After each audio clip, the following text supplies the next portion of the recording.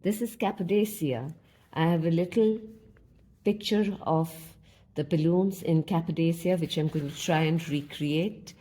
We are not going to take the entire picture of it. We are just going to take the lovely balloons. We'll take 2 balloons. I have made a slight sketch of the balloons I want, and these are the fairy mountains which we see from the balloons, and they are created with the force of the wind, the water, and the stone quality. The stone quality is so soft that it takes the shape of little caves when the winds hit it. So let's just start. This is my reference, and as I am going to take it step by step, I'm just going to draw in my sky first. A very soft sky. Go around the balloons.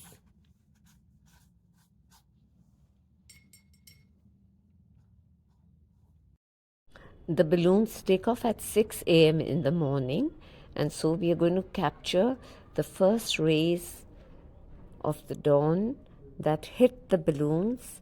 There'll be yellow, there'll be crimson, and we have to capture those shades in the sky.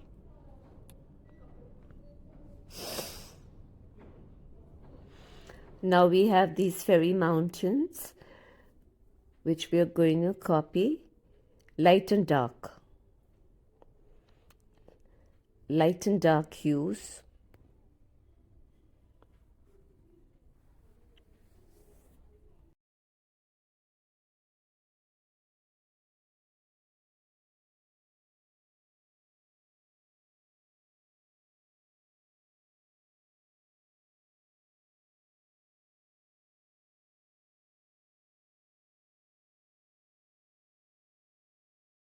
The fairy caves are daunting, but we should just see the proportion in which they appear to us. They're triangle in the top and rectangular and cylindrical on the base.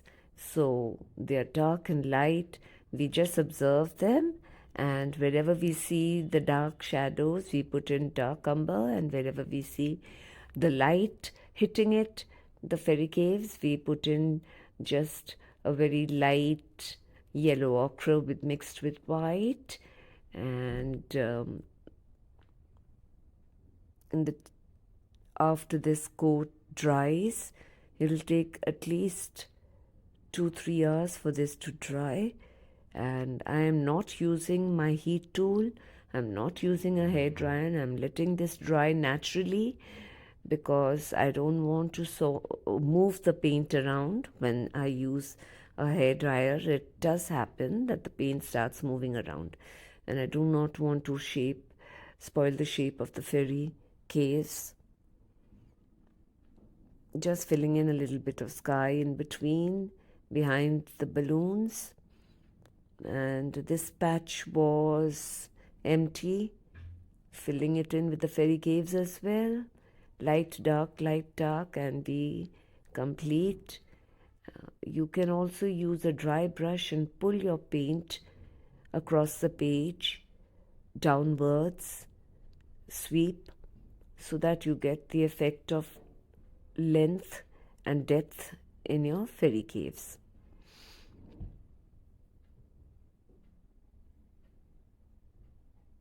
It is quite a project which has to be taken step by step. The sky, the balloons, the fairy caves.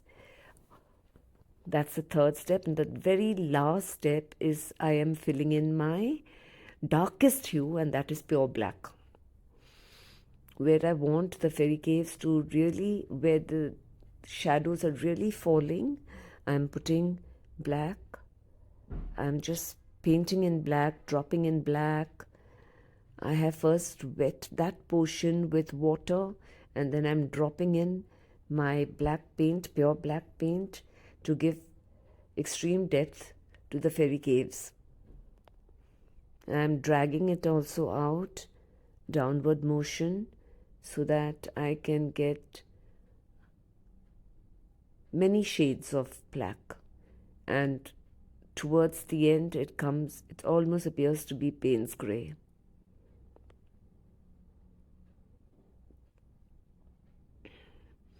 This project was a little daunting, but if you approach it stepwise, do the sky first, then the balloons, then paint in your fairy mountains, and the last step, step 4, would be your darkest hue, your black. Then you could just put in some final touches to your balloons, some darkness on the side, and there it is, your painting's ready. Approach it as a whole. It may not be anything midway, but by the time you are almost finished with your darker hues, you will see that you have a beautiful painting in your hand. Just turn the page around to get the shape of my balloons correct. These balloons do leave really early in the morning at 6, and so we have to capture the dawn with all its beautiful crimson and yellow hues in the sky, and that gives the total look of the balloons in the sky and the fairy mountains down.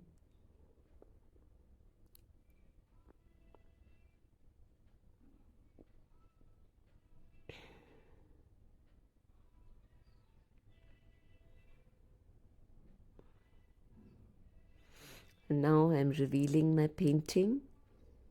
It is complete. Hope you liked this tutorial. This was Cappadocia, the balloons and their fairy caves of Cappadocia. Thank you for watching. Do subscribe to like.